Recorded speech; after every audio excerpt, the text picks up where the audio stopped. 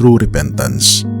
May mga tao na pumupunta sa loob ng church, ngunit hindi nila pinapakinggan ang sinasabi ng pastor, minister o ng pare, at ayaw nilang mabago pag napakinggan nila ang mensahe patungkol sa pagtalikod sa mga kasalanan at paglapit sa ating Panginoong Diyos.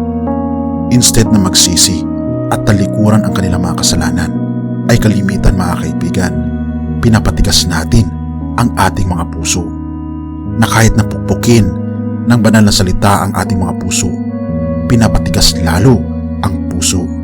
Sa pagdalo sa church, pinapamulat sa kanila ng pastor o ng pari ang mga bagay na nagawang kasalanan. Ilang minuto o ilang mga araw ang nakalipas, ngunit instead na magsisi, ay pinapatigas ang puso sa mga salita ng ating Panginoong Diyos. The more na ire-reject natin ang ating Panginoong Diyos, at the more na ire-reject natin ang pleadings ng Holy Spirit na tayo tumalikod sa kasalanan, ay dito lalong tumitibay ang pader sa pagitan natin at ng Diyos, at lalong tumitigas ang ating puso. Ang ating puso ay magiging katulad ng isang bato. Mga kaibigan, honesty ang unang step ng repentance. I-admit natin at tanggapin natin na tayo may pagkakasala.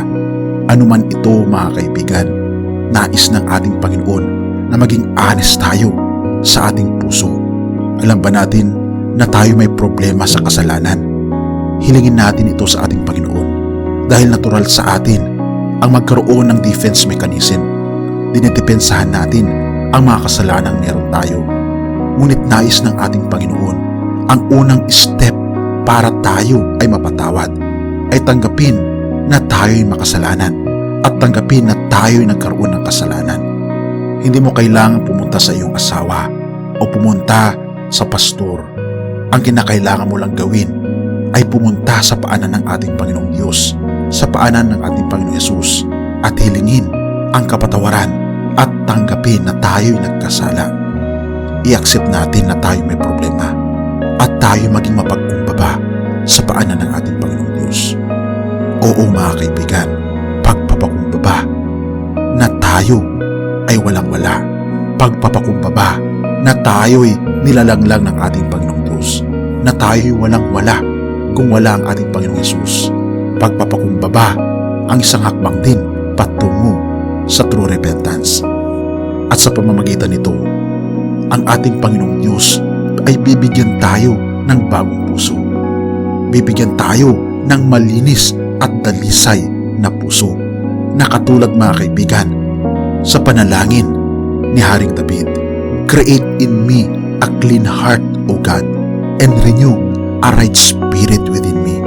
Ito ang panalangin ni Haring David noong siya mga kaibigan ay nagkaroon ng pagkakasala.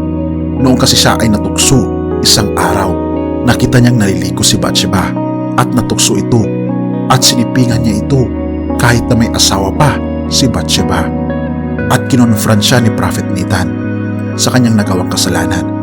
At ito ang tugon ni Haring David, na wala siyang ibang iniisip kundi ang ating Panginoong Diyos, at wala siyang ibang iniisip kundi humiling ng kapatawaran sa ating Panginoong Diyos. 2 Samuel 12 verse 13, sinabi ni David kay Nathan, "Nagkasala ako sa Panginoon." Sumagot si Nathan, "Pinatawad ka na ng Panginoon at hindi ka mamamatay sa kasalanang ginawa mo." Oo mga kaibigan, ang lahat ng mga kasalanang meron tayo ay kayang patawarin ng ating Panginoong Diyos. Ano man ito, gaano man ito kabigat, pag ito ay hiniling natin ng kapatawaran, ay 100% papatawarin tayo ng ating Panginoong Diyos, at hindi tayo mamamatay sa kasalanang ginawa natin. Salmo 51 verse 1 to 2, "O Diyos, kaawaan niyo po ako, ayon sa inyong tapat na pagmamahal at ayon sa inyong labis na pagmamalasakit sa akin. Ang lahat ng pagsuway ko ay inyong pawiin at ako'y patawarin. Hugasan niyo ako at linisin niyo ng lubos sa aking kasamaan." Ito ang panalangin ni Haring David mga kaibigan, na nawa ito rin ay ating maging panalangin, na humiling tayo na tayo lubos na patawarin ng ating Panginoon sa lahat ng ating pagkakasala. dahil ayaw ng Panginoong Diyos na tayo ay magkaroon ng matigas na puso, na ang puso na yan habang tumatagal at hindi natin ina-admit na tayo'y nagkasala ay hindi kailanman mapapatawad ang ating mga kasalanan at lalayo ang banal na espiritu sa ating pamumuhay at nagiging natural ang ating kasalanan na hanggang sa may panahon na dahil matigas na ang ating puso, hindi na natin nakikita ang ating mga kasalanan bilang isang kasalanan dahil nagiging parte na ito ng ating buhay. At dito darating si Satanas. Tayo'y kanyang kukupkupin at pagkatapos ipapahamak sa ating mga nagawang kasalanan.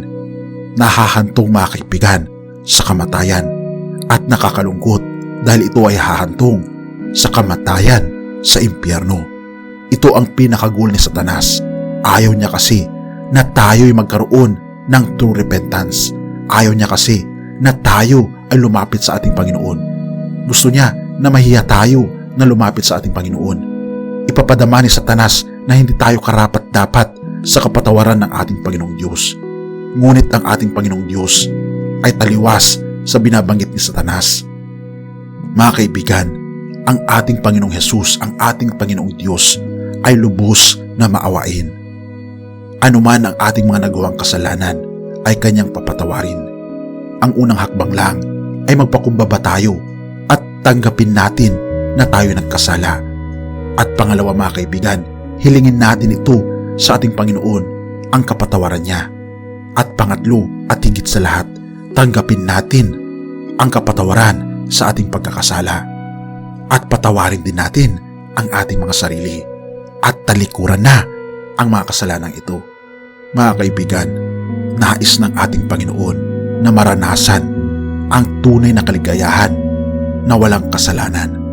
At nais niyang ipadama sa iyo ang kapatawaran na inaasam-asam ng iyong pakiramdam at mamumuhay ka sang-ayon sa kanyang kagustuhan. Ang tanong ay, nais mo ba na isuko ang iyong buong puso, ang lahat ng iyong mga kasalanan, ang lahat ng karumihan ng iyong puso sa ating Panginoong Diyos ngayon? Purihin ang Diyos at salamat kaibigan sa iyong desisyon at tanggapin mo ngayon ang kapatawaran ng ating Panginoong Diyos. Tayo'y manalangin.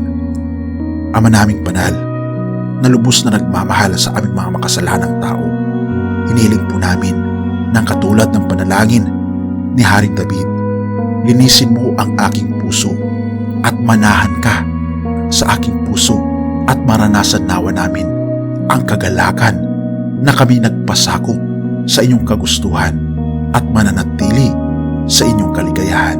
Purihin ka, o aming Panginoong Hesus, dahil kami po'y inyong tinanggap sa pangalan ni Hesus. Amen.